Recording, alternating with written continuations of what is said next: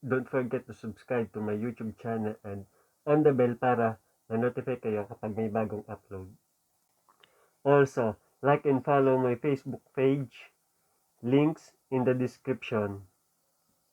And tulungan niyo din po sana kung ma-reach ko yung aking goal na magkaroon ng 2,250 subscribers. So ngayon po meron na akong 1,280 subscribers at sana po ma-reach ko din yung goal na 4,000 watch hours. So sa ngayon naman po ay meron akong 442 watch hours. So, see you.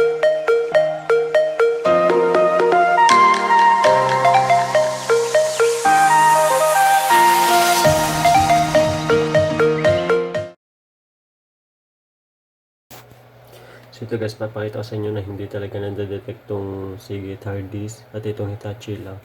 So ito yun. So gagawin natin is, syempre, punta tayo sa start and then computer. So ito na yun. So makikita nyo isa lang to. Isang hard disk lang to na naka-partition sa dalawa. And then, ito yung patunay na isang hard disk lang siya. And isa lang yung hard disk na nade-detect niya. Na nade-detect. Disk 0. So yung disk 1. So wala. Ayan. So yun yung kapag 500 watts lang o yung mababa yung watts na power supply na gamit natin. So ngayon, patayin na natin. So babalik na natin dito sa ating 700 watts na power supply. Papakita ko na sa inyo.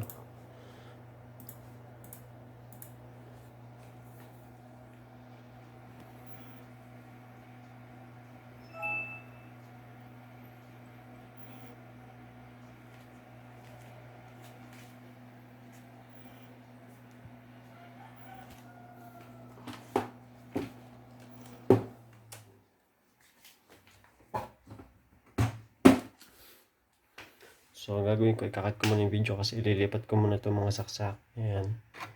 Punta dito. So, ito guys, no? So, ayan. Binabalik na natin sa 700 watts na power supply. So, ating unang hard disk. Then, pangalawang hard disk.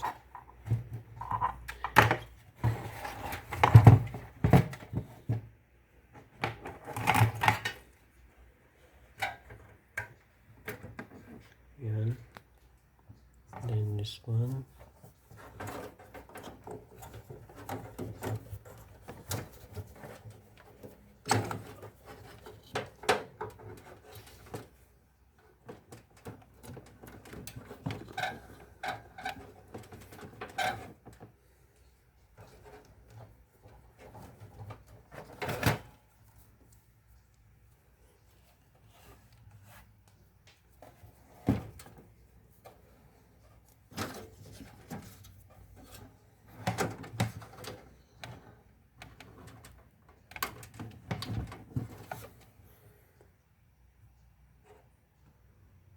Siya kagandahan guys dito sa 700 watts. Ito.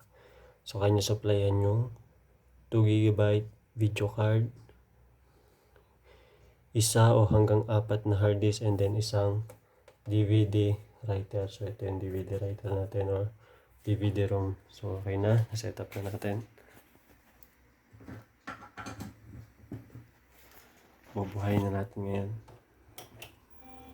Yan, okay na. Maandar na.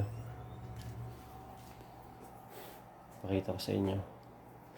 2,000 GB RAM video card. And then madedetect niya na dapat yung dalawang hard disk. Ayan. Oops.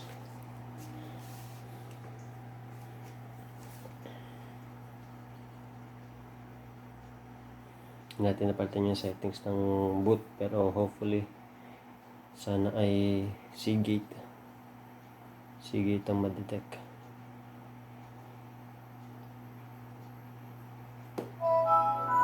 So hindi.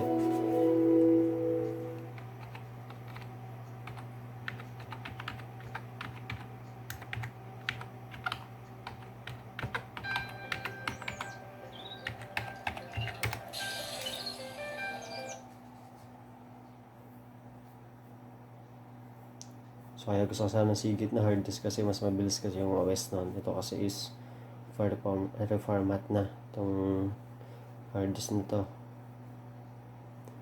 Mhm.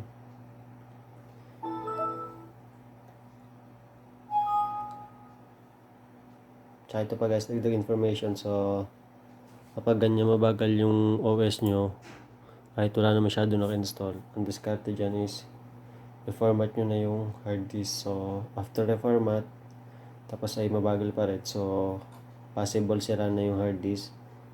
So, papalitan nyo na. Ayan o, yung mahirap. Then to, nade-detect na yung ating hit. Ayan, Seagate. So, ayan, nag-install na. Ayan. Sabi ko sa inyo. So, yan guys. Sana malaking naitulong itong video na to para sa inyo. So, ngayon alam nyo na kung anong watts ang dapat nyong gamitin. So, syempre, pag madaming sinusuplayan, so dapat mas mataas na watts. So, restart natin para ma-detect yung hard disk ASAP, and then pwede ko na siyang palitan ng boot option kung aling OS ang gagamitin ko. So, palitan ko ng mas mabilis na operating system. Yung isang click lang, mag-open agad.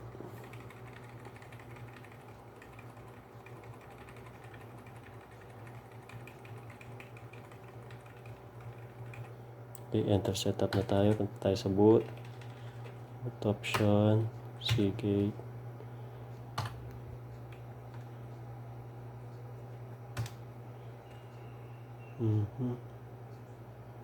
Select.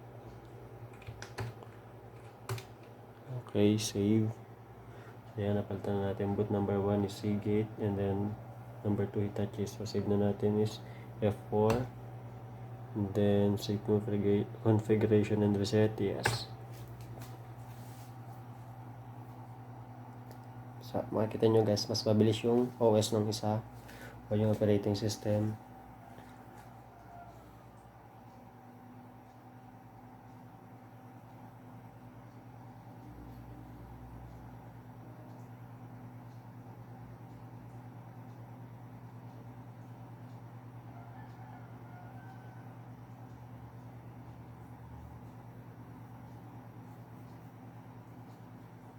So yun guys, kung may mga gusto pa kayo matutunan, so comment down below lang para yun yung mga gagawin ko ng tutorial. So yun, sana may natutunan kayo sa video ko na to.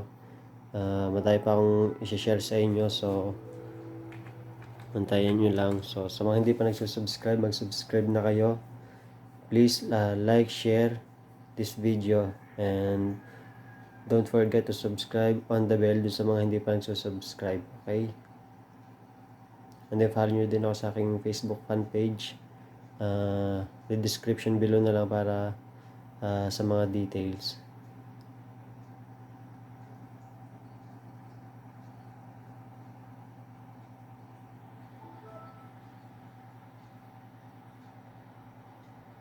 So yan, ito na guys.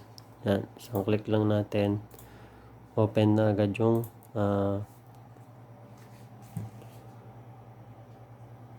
may computer, and then natidetect na agad yung ating mga hard disk. So ito tayo dito sa computer, then manage.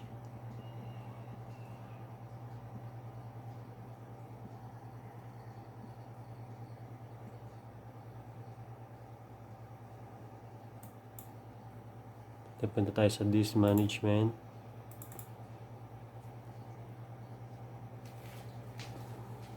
So yan, makikita nyo na yung ating dalawang hard disk. So yan, this 0, this 1. So dalawa na sila. Okay, so isang 80GB, isang 160GB. So yan, hanggang dito na lang guys ang aking tutorial. So salamat sa panonood. So thank you, bye bye. So ito na yung computer natin yung pinalitan natin ng power supply. So ayan, gumagana na siya. Ayan. So yan, madami ng hard disk na pwede akong gamitin. So papalit-palit na lang ako. Ayan. Nakita nyo naman. So sana may natutunan kayo sa video na ito tungkol sa power supply. At sana mag-subscribe kayo on the bell para ma-notify kayo kapag may bago kong video. At kung hindi pa kayo nagla-like and follow sa aking official FB page, so gawin nyo na. And see you on my next video. Thank you for watching. See you on my next video. Huwag niyo kalimutan mag-subscribe sa aking YouTube channel at on the bell na para ma-notify kayo kapag meron akong bagong upload. And also, like and follow my Facebook page. So, links in the description. Kung may mga gusto pa kayong ipagawa sa akin, so leave your comment lang po below. Kung may mga katanungan kayo, so drop your comment lamang po sa comment section.